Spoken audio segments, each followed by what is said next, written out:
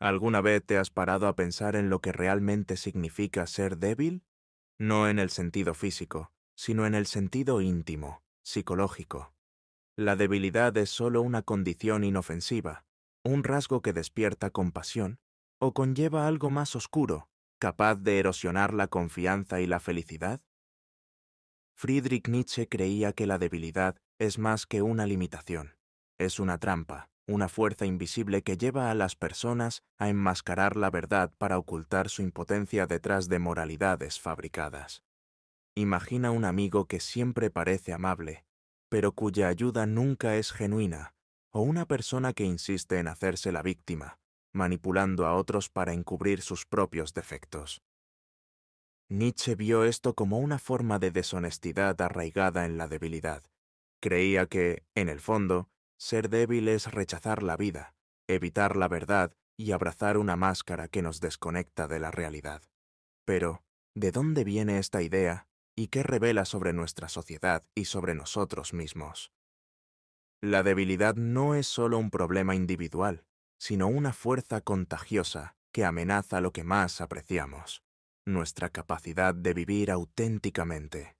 No veía la debilidad como un mero rasgo humano, sino como el fundamento de uno de los mayores mecanismos de manipulación jamás creados, la moral. Para él, la debilidad era el origen del resentimiento, un sentimiento amargo que surge cuando las personas, incapaces de afrontar sus limitaciones, buscan culpar a otros por su insatisfacción.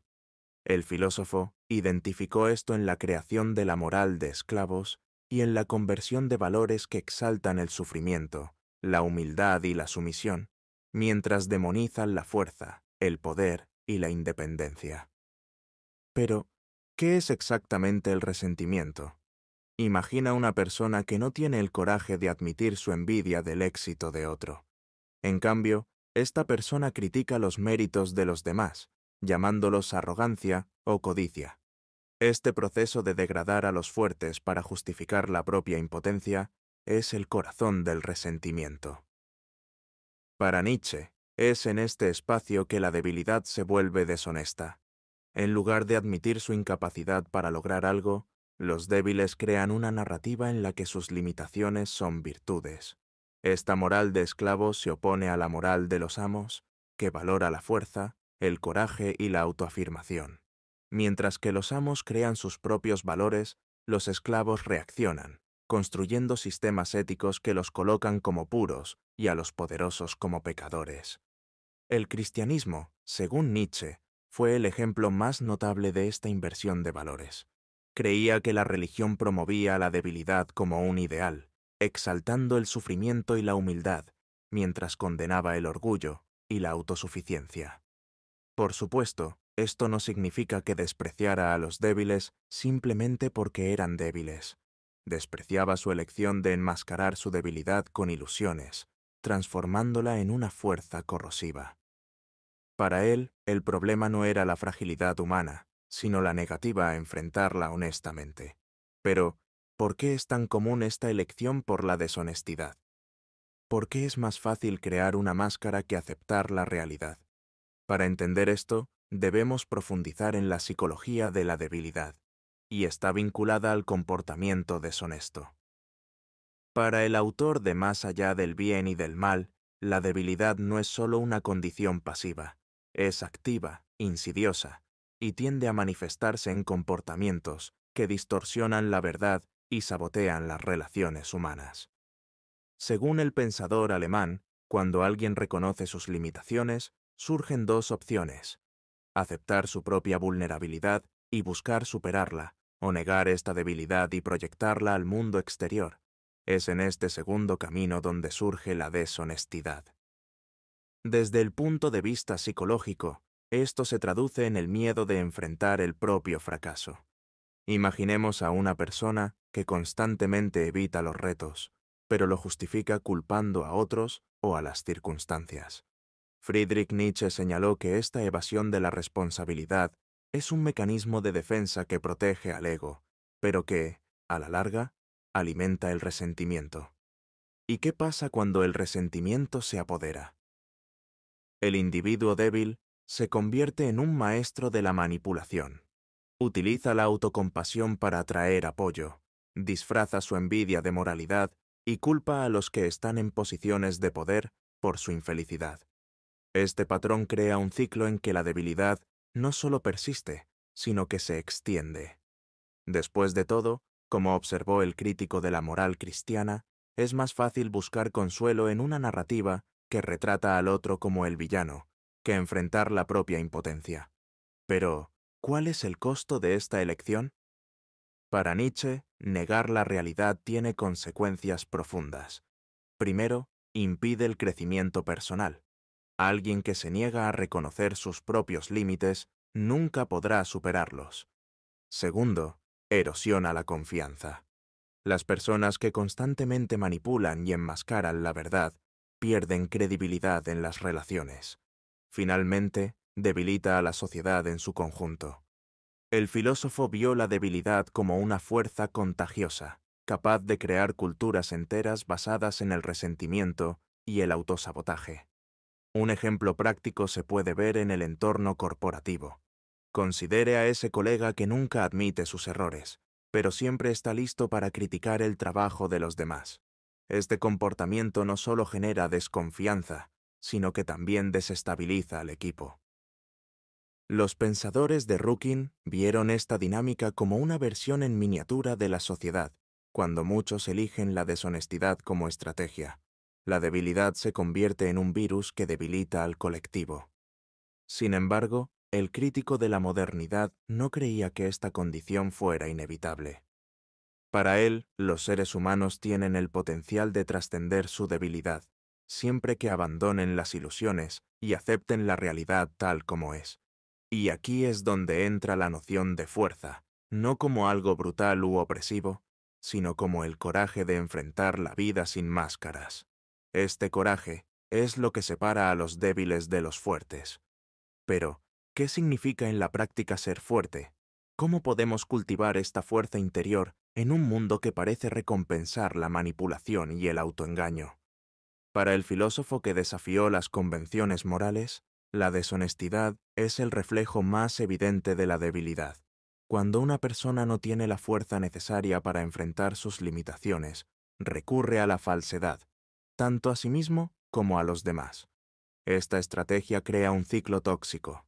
Al ocultar la propia vulnerabilidad, el individuo no solo perpetúa sus dificultades, sino que también destruye la confianza que podría ayudarlo a superarlas. Nietzsche observó esta dinámica críticamente, especialmente cómo se manifestaba en la moralidad de la época. Vio la religión, especialmente el cristianismo, como un gran teatro de deshonestidad colectiva. Según el pensador, en lo humano, todo a lo humano. Los débiles proyectan su incapacidad como virtud, ensalzando características como la humildad y la sumisión, mientras condenan cualidades que no pueden lograr, como el orgullo y la autosuficiencia. Este mecanismo, para él, no solo engaña a los demás, sino que también aleja al individuo de su propia esencia. Piense, por ejemplo, en alguien que insiste en justificar sus fracasos con frases como «tuve mala suerte» o «la gente está en mi contra». Detrás de esta narrativa está la negativa a reconocer errores o limitaciones. Para el crítico de la moral tradicional, este tipo de autoengaño no es inofensivo. Es una barrera para el autoconocimiento y una semilla de resentimiento. Esta deshonestidad también tiene efectos profundos en las relaciones. Imagine estar en una relación de amistad o sociedad con alguien que nunca es honesto acerca de sus intenciones o sentimientos. Poco a poco, esta falta de claridad erosiona la confianza, creando un ambiente de desconfianza e inseguridad. Para el autor de la genealogía de la moral, la debilidad deshonesta es una de las fuerzas más corrosivas en cualquier vínculo humano. No solo crea conflicto, sino que también impide que florezcan relaciones auténticas. Además, Nietzsche argumentó que la deshonestidad generada por la debilidad no se limita a los individuos. Puede tomar proporciones colectivas, influyendo en los sistemas políticos, culturales y sociales. Un ejemplo es cuando sociedades enteras se basan en narrativas que evitan la responsabilidad individual como la glorificación del sufrimiento como camino a la virtud, o la idea de que todos los problemas provienen de factores externos. Este tipo de pensamiento colectivo no solo impide el progreso, sino que también perpetúa una cultura de dependencia y autoengaño. Sin embargo, el pensador no propuso que todos simplemente abandonaran sus debilidades. Reconoció que la vulnerabilidad es parte de la condición humana. Lo que condenó fue la elección de ocultar esta vulnerabilidad a través de máscaras deshonestas. Para él, el verdadero camino hacia la fuerza comienza con la aceptación radical de la realidad, por incómoda que sea. Después de todo, ¿cómo se puede construir una vida genuina si se basa en ilusiones? Para el filósofo alemán, el primer paso para romper este ciclo es cultivar el coraje de mirar dentro y enfrentar las verdades que tratamos de evitar. Solo entonces, la debilidad puede transformarse en fuerza genuina. Pero, en el mundo moderno, donde la competencia y las redes sociales fomentan las apariencias, ¿cómo podemos identificar y resistir estas tendencias deshonestas? ¿Todavía hay espacio para la fuerza interior en un entorno tan superficial? Para Nietzsche, la fuerza no es solo un atributo físico o una exhibición de poder externo. Es una virtud profundamente arraigada en la capacidad de abrazar la vida en su totalidad, incluso en medio de las dificultades e imperfecciones. Para el autor de El Anticristo, ser fuerte significa enfrentar la realidad con valentía, integridad y un compromiso inquebrantable con el autoconocimiento. Pero, ¿qué caracteriza a esta fuerza? Primero, requiere un rechazo consciente del autoengaño. Mientras que los débiles buscan justificar sus limitaciones con excusas o moralidad construida, los fuertes aceptan sus debilidades como parte del proceso de crecimiento. Este acto de honestidad con uno mismo es, paradójicamente, lo que permite superar las limitaciones. Segunda, la fuerza implica acción. No basta con reconocer la realidad, hay que actuar sobre ella. Para el crítico de la modernidad, la fuerza se demuestra en decisiones difíciles, en la capacidad de adaptarse a situaciones adversas y en la disposición a correr riesgos para alcanzar metas significativas. Los pensadores alemanes vieron esta dinámica en personajes históricos que se destacaron por su capacidad de transformar las dificultades en oportunidades. Por ejemplo, pensemos en alguien como Leonardo da Vinci, cuya fuerza no radicaba solo en su talento excepcional, sino también en su incansable búsqueda del conocimiento y la superación personal. Es un ejemplo de cómo la fuerza puede ser una virtud transformadora, inspirando no solo logros individuales, sino también avances para toda la humanidad. Además, para Nietzsche, la fuerza está estrechamente ligada a la creación. Más que simplemente reaccionar a las circunstancias, los fuertes son los que crean nuevos valores, nuevas formas de vida y nuevas posibilidades. El autor de Así habló Zaratustra argumentó que la verdadera fuerza radica en la capacidad de dar forma al propio destino, rechazando las convenciones que limitan el potencial humano. Pero ¿cómo se aplica esto a la vida cotidiana? Imaginemos a una persona que, después de años de insatisfacción en un trabajo estancado, decide abandonar la seguridad de un salario estable para perseguir una pasión personal. Este acto, aunque arriesgado, es una expresión de fuerza, un compromiso con la autenticidad y la búsqueda de algo más significativo. Por otro lado, la fuerza no debe confundirse con la opresión o la tiranía. Nietzsche a menudo criticaba a los fuertes que usaban su poder para subyugar a otros. Para él, la verdadera fuerza es generativa, no destructiva. Es la capacidad de inspirar y elevar, en lugar de aplastar. Esta distinción es fundamental para entender al filósofo alemán. Pensar en un mundo lleno de distracciones y presiones externas, cultivar esta fuerza interior puede parecer un desafío monumental. Pero Nietzsche cree que está al alcance de cualquiera que esté dispuesto a dejar de lado la mentalidad de víctima y tomar el control de sus vidas.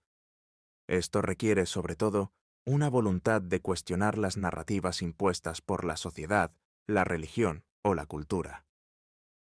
Como el pensador a menudo enfatizaba, la verdadera fuerza no es algo que se pueda dar o aprender pasivamente. Debe ganarse. Es un acto continuo de voluntad que requiere esfuerzo y sacrificio. Y es en este proceso que la belleza de la vida radica. La posibilidad de transformación constante, de reinventarse y de esforzarse por la excelencia en todos los aspectos. Así, la fuerza, para el filósofo, es más que una virtud. Es un llamado, una invitación para abandonar la mediocridad y abrazar una existencia más plena y auténtica. Pero, ¿estamos dispuestos a enfrentar este reto? Nietzsche creía que el verdadero respeto solo puede surgir de la auténtica fuerza. Para él, no se trata de fuerza física o dominación, sino de una presencia magnética que viene de alguien que vive alineado con su esencia. Este tipo de fuerza atrae admiración, mientras que la debilidad, muchas veces oculta por máscaras, genera desconfianza e incluso desprecio. Cuando alguien demuestra una auténtica fuerza, es como si fuera un faro en la oscuridad. Pensemos, por ejemplo, en personajes históricos que han dado forma a generaciones, como Mahatma Gandhi. Aunque su camino fue de no violencia, él corrió una fuerza interior tan poderosa que desafió imperios e inspiró a millones. Para Nietzsche, es esta autenticidad la que exige respeto, porque refleja coraje, integridad y la capacidad de trascender la mediocridad. Pero el respeto no se trata solo de ser admirado por otros. También implica respeto por uno mismo. Cuando alguien es lo suficientemente fuerte como para ser honesto consigo mismo y actuar de acuerdo con sus valores, ese individuo experimenta un profundo tipo de dignidad personal. Esta autoestima es, en sí misma, un pilar de fortaleza y un catalizador para ganar respeto externo. Sin embargo, hay una trampa sutil aquí. Muchos buscan respeto artificialmente, tratando de impresionar o manipular a otros. Nietzsche despreciaba este enfoque, considerándolo otra manifestación de debilidad. Para el autor de Ecce Homo, el respeto genuino no puede ser exigido o forzado. Se gana por la coherencia entre quién es una persona y lo que demuestra al mundo. En el contexto moderno, esta lección es particularmente relevante. En un mundo donde la autenticidad a menudo es sacrificada por me gusta y validación instantánea, el respeto auténtico se convierte en una moneda rara. La fuerza interior, que tanto valoramos, es la clave para navegar estas presiones externas sin comprometer la propia esencia. Al final, el respeto es más que una consecuencia de la fuerza. Es un reflejo de una vida vivida con propósito e integridad.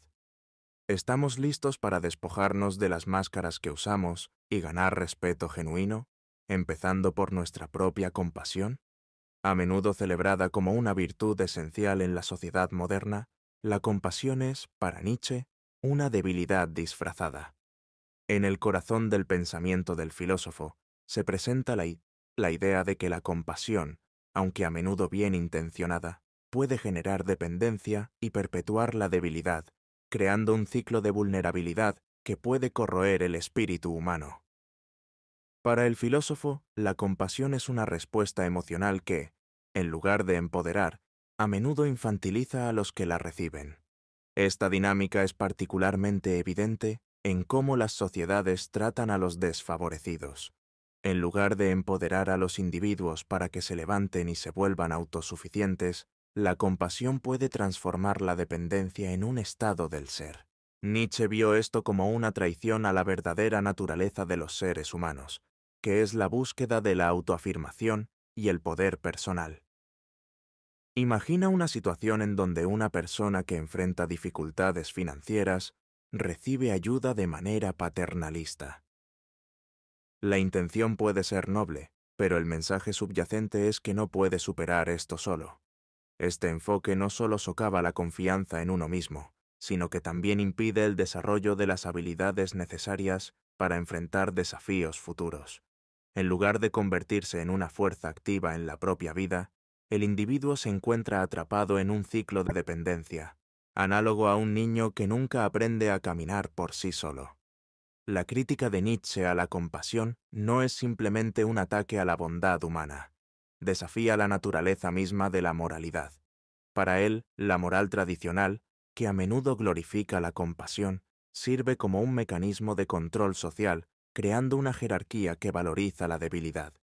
Aquellos que se consideran virtuosos a menudo se sienten superiores cuando ofrecen compasión, sin darse cuenta de que, en realidad, están alimentando la debilidad en lugar de combatirla.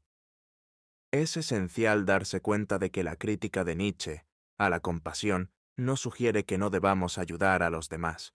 Al contrario, argumenta que ayudar debería ser una forma de empoderamiento. La verdadera compasión, en opinión de Nietzsche, debería inspirar a otros a ser más fuertes, para levantarse y tomar el control de sus vidas. En lugar de brindar apoyo que refuerce la vulnerabilidad, debemos buscar apoyo que fomente la confianza en uno mismo y la agencia. Además, la fragilidad de la compasión se manifiesta en la forma en que, a menudo, se utiliza como una herramienta de manipulación. Las personas pueden usar la compasión como una forma de control emocional, creando un entorno donde la debilidad se explota para obtener ganancias personales. Tal manipulación es un reflejo de debilidad, no de fortaleza.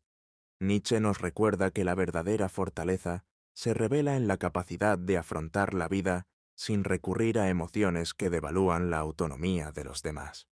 A medida que abordamos el tema de la compasión en nuestras interacciones diarias, es crucial reflexionar sobre nuestras intenciones. ¿Estamos realmente empoderando a los demás o simplemente satisfaciendo nuestra necesidad de sentirnos bien? Este autoanálisis puede ser incómodo, pero es un paso necesario para romper con la dinámica de la dependencia que Nietzsche expone tan críticamente. Por lo tanto, la crítica de Nietzsche a la compasión y la piedad nos invita a reexaminar no solo nuestras acciones, sino también la moralidad que las sustenta. La verdadera fuerza radica en reconocer que cada ser humano tiene la capacidad de levantarse y que la verdadera ayuda es la que fomenta esta capacidad. ¿Cómo podemos transformar nuestras interacciones en oportunidades para fomentar la fuerza y la autonomía, en lugar de reforzar la fragmentación y la dependencia? En el corazón del pensamiento de Nietzsche está la idea de que la vida debe afirmarse en todas sus complejidades y contradicciones. La autoafirmación, una virtud central en su filosofía, es vista como un acto de coraje que implica aceptar la vida en su totalidad, incluidos sus dolores y desafíos. Contrario a la visión pesimista que adoptan muchas filosofías, Nietzsche propone un amor a la vida que trasciende la mera supervivencia y se convierte en una celebración de la existencia. La autoafirmación, para el filósofo, es un reflejo de la fuerza interior.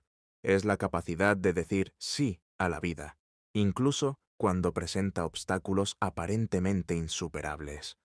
En lugar de tomar refugio en ilusiones o dejarse dominar por la debilidad, el individuo autoafirmativo enfrenta los desafíos de frente. Esta actitud es fundamental no solo para el crecimiento personal, sino también para construir una sociedad más fuerte y resiliente. Nietzsche cree que, al abrazar nuestras luchas y fracasos, nos volvemos más auténticos. La debilidad se disipa cuando aceptamos que somos seres imperfectos, con habilidades y limitaciones. Esta aceptación es un poderoso acto de autoafirmación, ya que nos permite navegar la vida honestamente. En lugar de usar la compasión como un mecanismo de escapismo, la autoafirmación nos empuja a buscar activamente soluciones a nuestros problemas. Un ejemplo práctico de esta virtud se puede encontrar en historias de personas que superaron grandes adversidades. Piense en Nelson Mandela, quien pasó años en prisión, pero, en lugar de ser consumido por el resentimiento, emergió como un líder que no solo se afirmó a sí mismo, sino que también buscó afirmar la dignidad de su pueblo, su capacidad de abrazar la vida y luchar por un futuro mejor. Es un poderoso testimonio de la virtud de la autoafirmación. Al mismo tiempo, Nietzsche critica la tendencia de la sociedad a glorificar la debilidad y la victimización. Señala que esta glorificación no solo socava el potencial de los individuos, sino que también debilita a la sociedad en su conjunto. Cuando valoras la debilidad, creas una cultura de paridad que no fomenta el crecimiento ni la innovación. En lugar de inspirar a las personas a convertirse en protagonistas de sus propias historias, se perpetúa un ciclo de dependencia y mediocridad. En este contexto, el amor a la vida se convierte en un llamado a la acción. Nietzsche nos insta a reconocer nuestra individualidad y buscar la autoafirmación como una forma de vivir plenamente. Esto implica no solo aceptar nuestros desafíos, sino también aprender a valorarlos, reconociendo que son parte integral de nuestro viaje. Cada obstáculo superado es una oportunidad de crecimiento, un testimonio de nuestra fuerza interior y una razón para celebrar la vida en toda su complejidad. Finalmente, la autoafirmación y el amor a la vida nos llevan a reflexionar sobre cómo podemos contribuir a un mundo más fuerte y resiliente. Si cada uno de nosotros se compromete a fortalecer nuestras propias vidas, para crear un espacio donde se valore la fuerza y la autenticidad, no solo nos mejoraremos a nosotros mismos, sino que también inspiraremos a quienes nos rodean. La pregunta que debemos hacernos es, ¿estamos listos para abrazar la vida en su totalidad y convertirnos en agentes de cambio en un mundo que a menudo valora la debilidad? La filosofía de Nietzsche no se limita al individuo, también ofrece un modelo para construir una sociedad más robusta y auténtica. El legado del filósofo nos invita a cuestionar los valores prevalecientes que dan forma a nuestras interacciones y estructuras sociales, en un mundo que a menudo prioriza la conformidad y la mediocridad. La visión de Nietzsche nos insta a construir comunidades basadas en la fuerza, la honestidad y la autoafirmación. Para Nietzsche, una sociedad fuerte es aquella que valora la diversidad y la singularidad de sus miembros, en lugar de promover la homogeneidad. Es vital alentar la expresión individual y la búsqueda de la excelencia. Este énfasis en la individualidad es crucial, porque cada persona trae consigo una riqueza de experiencias y perspectivas que, cuando se reconocen, contribuyen al fortalecimiento de toda la sociedad. Se convierte en un mosaico vibrante de talentos y habilidades, donde cada individuo puede prosperar y sobresalir. Sin embargo, construir una sociedad fuerte requiere coraje y un desafío para establecer normas. Nietzsche critica la moralidad convencional, que a menudo busca nivelar las diferencias en nombre de la igualdad. Esta tendencia no solo devalúa el potencial individual, sino que también crea un ambiente que inhibe la creatividad y la innovación. En lugar de celebrar la excelencia, la sociedad a menudo se conforma con lo mediocre, lo que lleva al estancamiento. Por lo tanto, es crucial que cultivemos una cultura que no solo acepte, sino que valore la lucha por la autoafirmación. Además, la fuerza de una sociedad no se basa únicamente en sus logros individuales, sino también en la capacidad de sus miembros para apoyarse mutuamente. Esto no significa recurrir a una compasión débil, sino más bien establecer vínculos de solidaridad que fomenten la autosuficiencia, fomentando la resiliencia. Una comunidad puede resistir colectivamente las crisis, volviéndose más adaptable y capaz de superar los desafíos. Esta solidaridad activa es una expresión de la verdadera fuerza social que Nietzsche visualiza. Por ejemplo, en tiempos de crisis, como desastres naturales o dificultades económicas, las comunidades que se apoyan entre sí demuestran una capacidad superior de resiliencia. No esperan ayuda externa, sino que se organizan y utilizan los recursos disponibles para reconstruir. Este enfoque no solo fortalece los lazos sociales, sino que también empodera a los individuos para tomar acciones decisivas, reforzando la idea de que la fuerza y la resiliencia se construyen juntas. Construir una sociedad fuerte también requiere una crítica continua de los valores que nos rodean. Nietzsche nos insta a cada uno de nosotros a desafiar las normas sociales y no aceptar la moral dominante sin cuestionarla. La reflexión crítica es esencial para el desarrollo de una sociedad que valore la fuerza y la autenticidad. Necesitamos ser capaces de discernir entre lo que nos fortalece y lo que nos debilita. Buscar una moral que expanda en lugar de restringir nuestras capacidades. La autoafirmación, como concepto, nos desafía a ser los protagonistas de nuestras propias historias. Cada uno de nosotros tiene la responsabilidad de afirmarnos frente a la adversidad y las expectativas externas. Esto implica no solo reconocer nuestras debilidades, sino también transformarlas en fortaleza. Al adoptar una perspectiva, podemos ver nuestras luchas como oportunidades para el crecimiento y desarrollo personal. Este cambio de mentalidad es esencial para crear una vida más significativa y auténtica. El amor a la vida, por otro lado, nos invita a integrar todas las experiencias, sin importar cuán desafiantes puedan parecer. Al cultivar una apreciación por nuestra existencia, incluso frente a las dificultades, podemos encontrar belleza y significado donde muchos solo ven desesperación. Esta voluntad de amar la vida en su totalidad, es un poderoso antídoto contra la desilusión y el nihilismo que impregnan nuestra sociedad contemporánea. Cuando elegimos amar la vida, nos convertimos en agentes de cambio, inspirando a otros a seguir nuestro ejemplo.